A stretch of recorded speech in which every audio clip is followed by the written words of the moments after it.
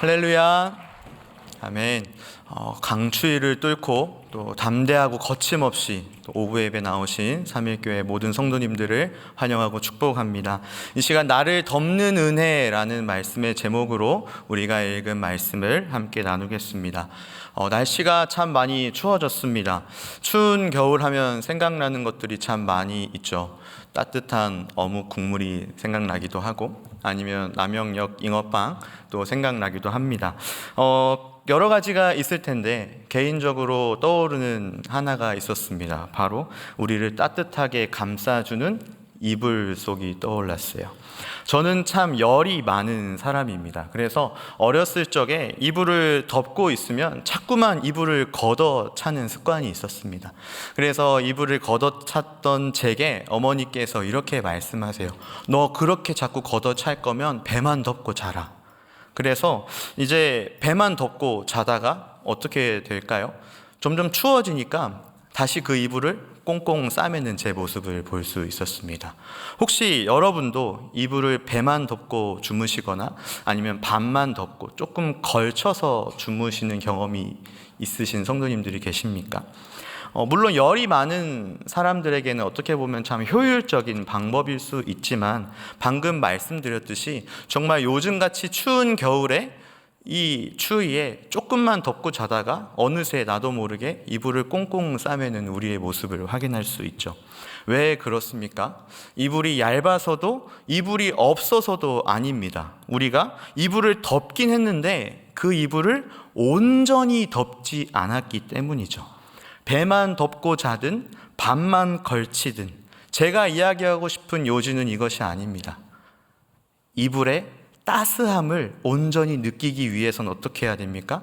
그 이불 안으로 우리의 몸이 다 들어가야 한다는 것이죠. 여러분, 우리가 살아가는 시대는 참 많은 것에 노출이 되어 있습니다. 비교, 평가, 불안, 그리고 실패 등 많은 것에 노출이 되어 있어요.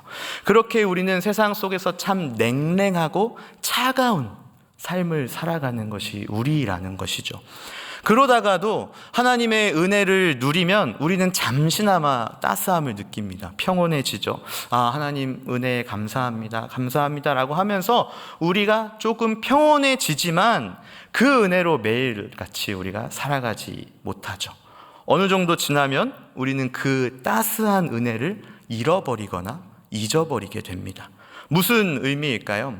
냉랭한 일상 속에서 하나님의 은혜를 누리며 따스함을 느끼지만 몸이 더워져서 이불을 걷어차는 것처럼 하나님의 은혜를 잠시 덮거나 반만 덮는 것이 우리의 모습이라는 것입니다. 하지만 여러분, 이불은 반만 덮으면 결코 몸 전체가 따뜻해지지 않습니다. 우리의 몸이 이불 안으로 다 들어가야 몸 전체가 따뜻해집니다. 하나님의 은혜도 마찬가지입니다. 살짝 걸치는 것이 아니라 우리의 온 전인이 그 안에 들어가야 하는 것입니다. 오늘 선포되는 말씀을 통해서 우리의 삶 전체를 덮으시는 그 하나님의 따스한 은혜를 다시 한번 생각하고 그 은혜가 무엇으로부터 시작되는지 또 어떻게 덮으시는지를 함께 깨닫는 귀한 시간이 되기를 주님의 이름으로 축복합니다. 오늘 우리가 읽은 에스겔 47장의 말씀은 40장부터 시작되는 성전 환상의 절정에 해당되는 부분입니다. 회복된 성전으로부터 생명의 물이 흘러나와서 온 땅을 변화시킵니다. 회복시킨다는 것이죠. 이러한 장면을 묘사하고 있는데 이 환상은 단순한 자연 묘사가 아니라 남유다가 바벨론의 포로로 있는 가운데 죽음의 현실 속에서 이스라엘을 향하여 아버지 되시는 하나님께서 어떤 방식으로 다시 임재하시고 그 임재가 어떻게 생명과 회복을 낳는지를 보여주는 상징적인 계시라는 것이죠. 말씀을 이해하기 위해서 먼저 이 본문의 당시 시대적 배경을 조금 살펴보고자 합니다. 에스겔 선지자가 하나님으로부터 부름을 받아 말씀을 선포했을 때의 백성들의 삶은 한마디로 꿈도 없고 나라도 성전도 모든 것이 없는 정말 아무것도 할 수 없는 모든 것을 다 잃은 상황이었습니다. 말 그대로 희망이라곤 아무것도 없는 그런 시기였던 것이죠. 포로로 잡혀간 그 이스라엘 백성들의 시선과 관점은 철저하게 부정적이었고 절망적이었습니다. 그러나 하나님께서 이 에스겔 선지자를 통하여 약속을 보여주시고 그 에스겔 선지자는 그로 말미암아 백성들과는 조금 다른 관점에서 백성들을 향하여 무엇을 선포할까요? 희망을 선포합니다. 비록 아무런 희망도 없는 삶을 살아가지만 여전히 그들과 함께 하시는 하나님, 살아계신 하나님과 하나님께서 다시 회복시키실 그 약속에 대한 희망의 메시지였습니다. 포로로 살고 있지만 포로의 생활이 계속되지 않을 것이고 너희가 다시 나의 백성 이스라엘로 온전히 회복될 거야 라는 그 은혜가 선포됩니다. 이스라엘 백성들은 안 된다고, 할 수 없다고 포기하고 좌절하지만 모든 순간마다 부정적인 말, 절망적인 말을 고백할 때 이 에스겔 선지자는 유일하게 희망을 선포합니다. 그렇다면 에스겔이 모두들 안 된다고 낙담할 때 무엇을 근거로 홀로 희망을 노래하고 선포할 수 있었던 것일까요? 하나님께서는 에스겔 선지자에게 어떤 환상을 어떻게 보여주셨기에 그가 그토록 절망에 빠진 이스라엘에게 희망을 선포했는지 함께 말씀을 살펴보겠습니다. 1절 말씀인데요. 같이 한번 읽어보겠습니다. 시작. 그가 나를 데리고 성전문에 이르시니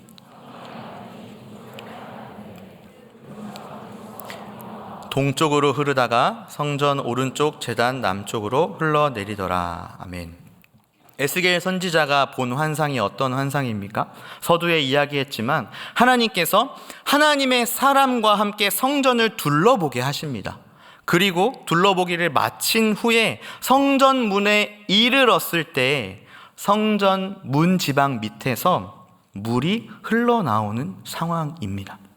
이 장면만으로는 회복, 희망, 도무지 찾아볼 수 없죠.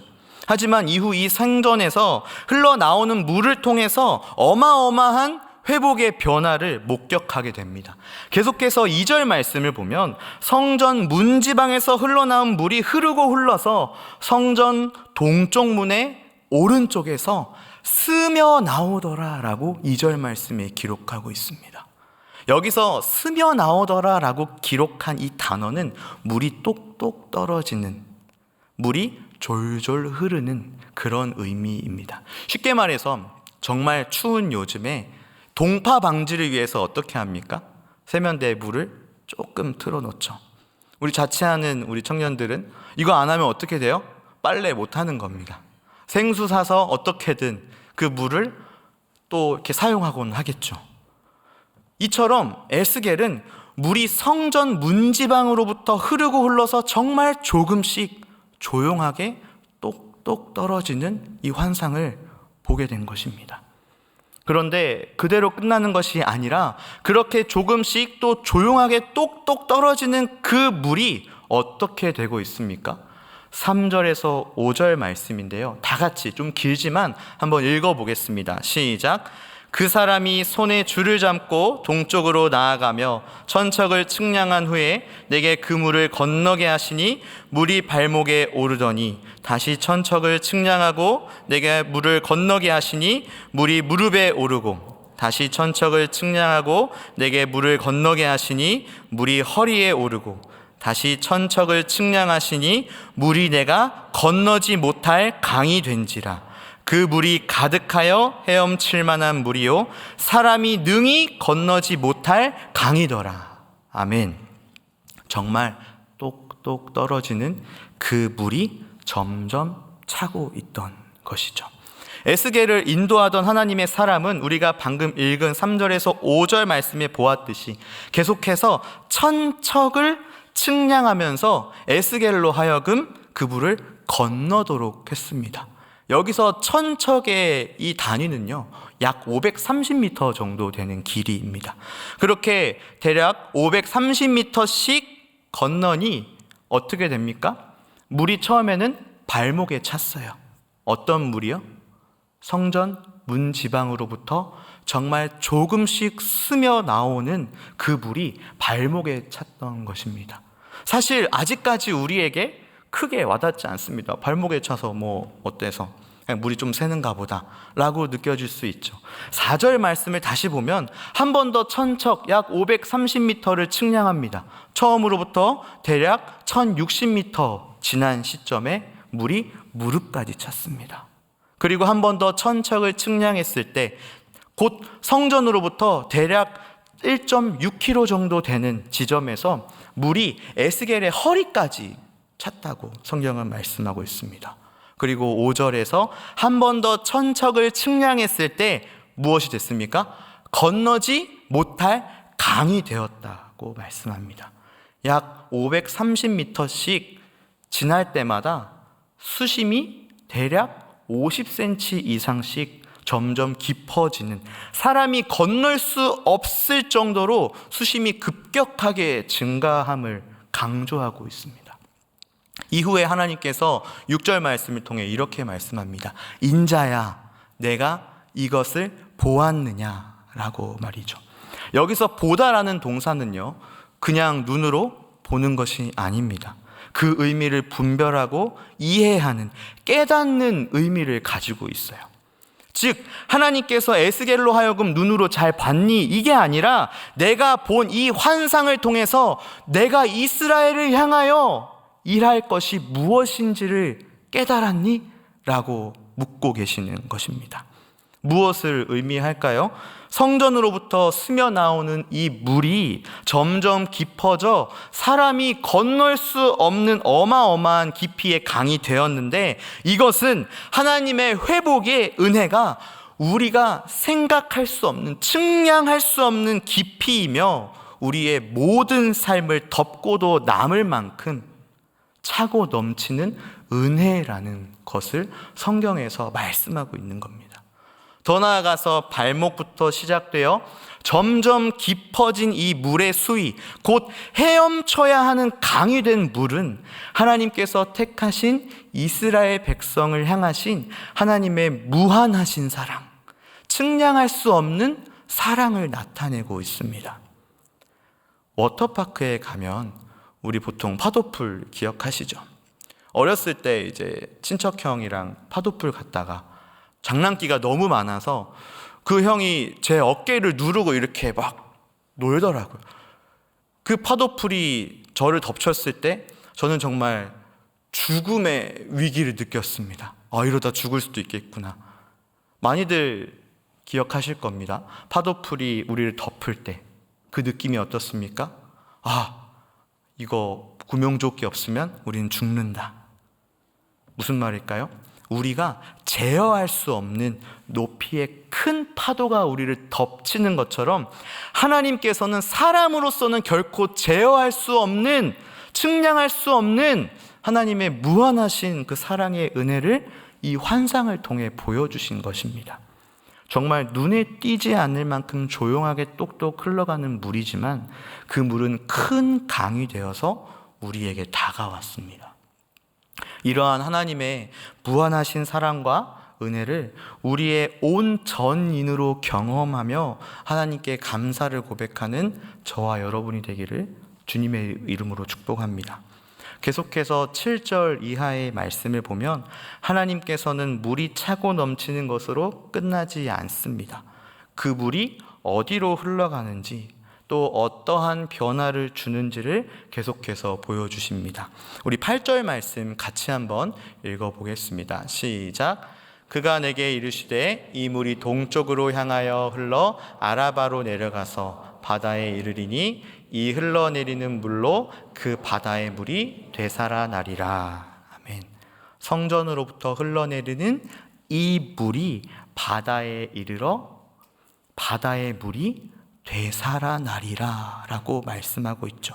왜 본문에서 바다의 물이 되살아났다라고 표현하고 있을까요? 조금 관점을 바꿔서 생각해 보면 그 물이 지금 어떻게 됐습니까? 죽었다는 이야기죠. 여기서 죽었다는 것은 그곳에 생명체가 살 수 없다는 것을 의미합니다. 즉 이 바다는 오늘날 사해를 뜻합니다. 사해. 구약시대의 이 바다에 염분의 농도가 상당히 높아서 염해라고도 부르기도 했고요. 사해의 서편 땅이 아라바 광야였기 때문에 아라바 바다라고도 불려졌습니다. 그렇게 성경은 염도가 너무 높아서 그 어떤 생명체도 살 수 없던 그 바다에 성전으로부터 흘러나오는 그 물로 인하여 다시금 생명체가 살 수 있는 바다가 되었다는 것을 말씀하고 있는 것이죠. 무엇을 의미할까요? 서두에 언급했지만 에스겔 선지자가 그 사명을 감당했던 시기는 포로 시기입니다. 참 암담한 시기였죠. 모든 것이 부정적이고 절망적인 상황 속에서 하나님께서는 그 모든 상황을 다 회복시키시겠다 약속하셨습니다. 그렇게 10절의 말씀까지 하나님께서는 환상을 통해 보이신 이 물이 무너진 성전에서 다시금 하나님의 임재가 회복된 성전이 되어서 그 회복된 성전으로부터 흘러나온 생명의 물이다라는 것을 보여주고 있습니다. 또한 황폐한 이스라엘 백성들의 삶을 다시금 풍요롭게 회복시키겠다라고 말씀하시죠. 궁극적으로 죄악으로 떠났던 백성들이 하나님의 관계의 회복까지 이르는 이 물이라는 것을 성경에서 말씀하고 있는 것입니다. 그런데 오늘 본문은 정말 아름다운 그림으로 이것을 마무리하고 있지는 않습니다. 되살아나지 못한 땅에 대해서도 분명하게 언급하고 있죠. 11절 말씀을 제가 읽어드리겠습니다. 그 진펄과 개펄은 되살아나지 못하고 소금 땅이 될 것이며. 아멘. 왜 이렇게 말씀할까요? 이 땅에 물이 흘러가지 않았을까요? 그렇지 않습니다. 물이 부족했을까요? 그렇지 않습니다. 그곳에서도 동일하게 물이 흘렀지만 다른 곳으로 물이 흘러가지 않고 고여버렸기 때문이라고 성경은 말씀합니다. 이처럼 하나님의 은혜는 계속해서 흘러가야 합니다. 더 나아가서 하나님의 은혜를 경험한 우리는 그 은혜를 다른 곳으로 다른 지체에게 흘려보내야 한다는 것입니다. 그렇지 않으면 성경에서 말씀하는 것처럼 되살아나지 못하고 그대로 소금 땅으로 남게 된다는 것을 성경에서 말씀하는 것입니다. 은혜를 쌓는 인생은요, 결국 진펄, 개펄과 같은 늪과 웅덩이가 되지만 은혜를 흘려보내는 삶은 생명을 살리는 강이 됩니다. 다시 한번 말씀드리겠습니다. 은혜를 쌓는 인생은 결국 늪과 웅덩이로 머물지만 은혜를 흘려보내는 삶은요, 생명을 살리는 강이 된다는 것을 기억하시기 바랍니다. 그렇기 때문에 우리가 계속해서 선교 사역을 감당하고 성탄절에는 성탄 구제 사역을 함께 나누면서 하나님의 따스한 은혜를 흘려보내고 있는 것이 아니겠습니까? 오늘 말씀을 통해서 하나님께서 에스겔에게 보이신 이 회복은 단지 영적 회복에만 머무르는 것이 아닙니다.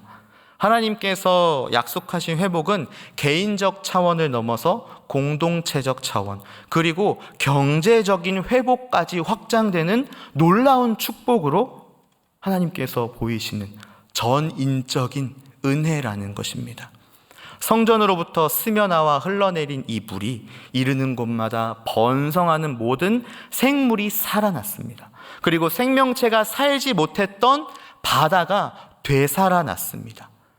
그리고 성경에서는 그곳에서 어부가 그물을 칠지라라고 말씀하고 있습니다.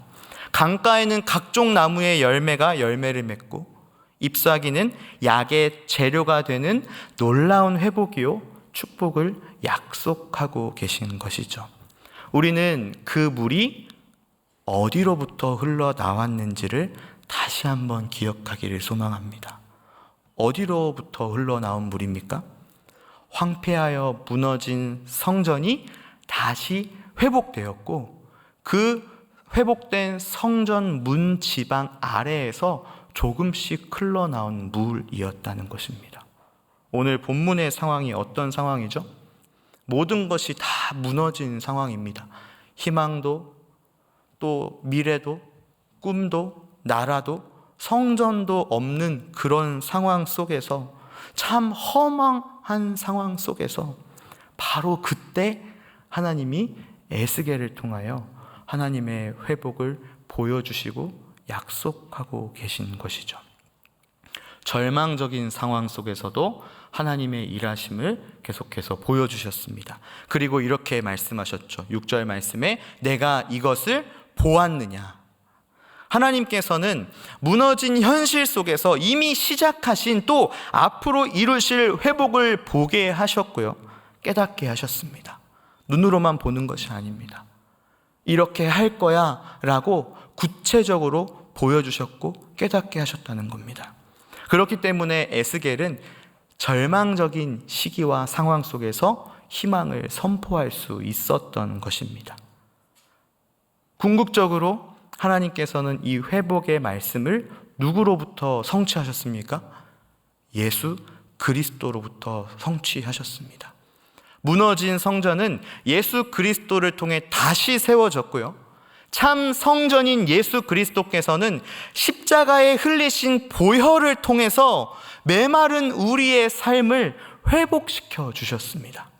그렇기 때문에 우리가 지금 이 자리에서 그 생명의 은혜를 누리면서 예배로 함께 모여 하나님께 나아가는 것이지 않겠습니까? 말씀을 맺겠습니다.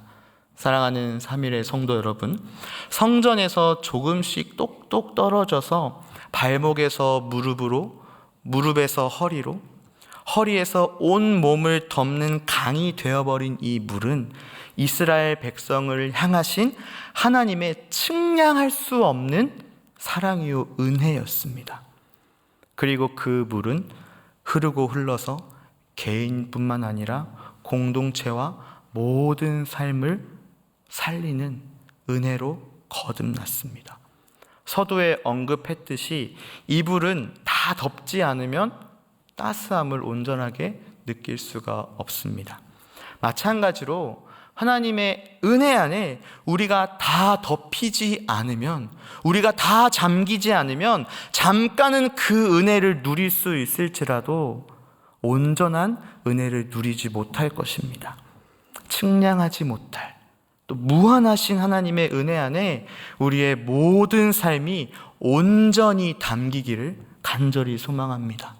더 나아가서 우리는 그 은혜를 흘려보내야 합니다. 하나님의 사랑이 필요한 곳으로 우리를 부르시고 우리를 그 축복의 통로로 사용하시고자 우리를 초청하시죠. 이번 주 통영 선교로 우리가 함께 나아갑니다.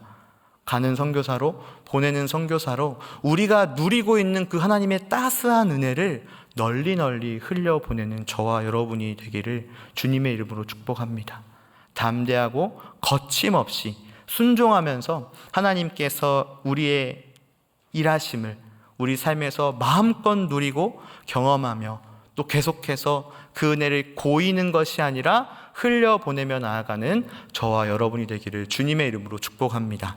다 함께 일어나셔서 찬양하겠습니다.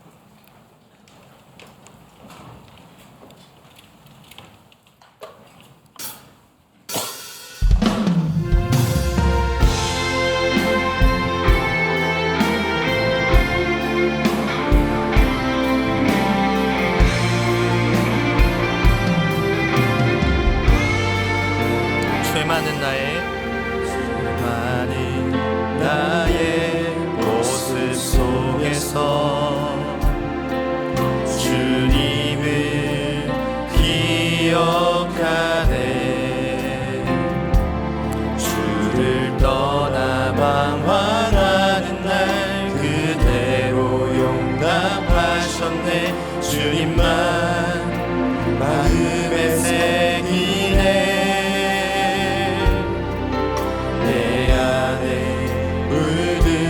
세상을 벗고 보기를 선택하네. 주님 내가 무엇이기에 자신을 버리셨는지 거룩한 주 주님만 섬기네. 나를 묶는 죄가 더 이상 나를 묶지 못하고 주 십자가 나를 자유케 하네. 나를 덮는 은혜 영원토록 변함없으신 주 사랑이 나를 새롭게 하네. 내 안에 물든 세상을 벗고 내 안에 물든 세상을 벗고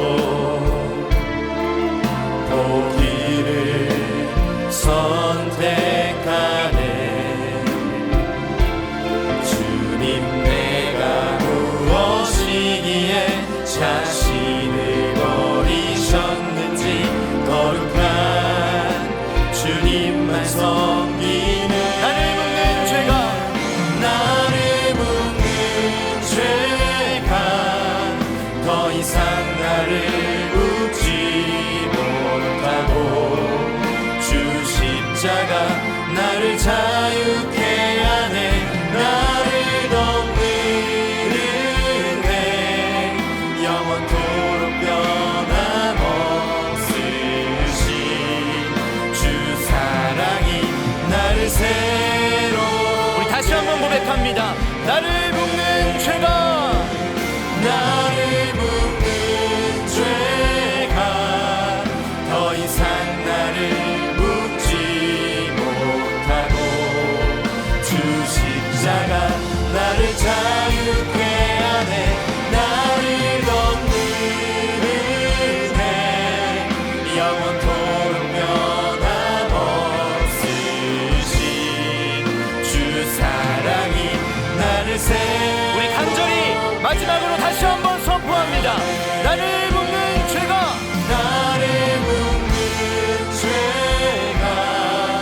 더 이상 나를 묶지 못하고 주 십자가 나를 자유케 하네.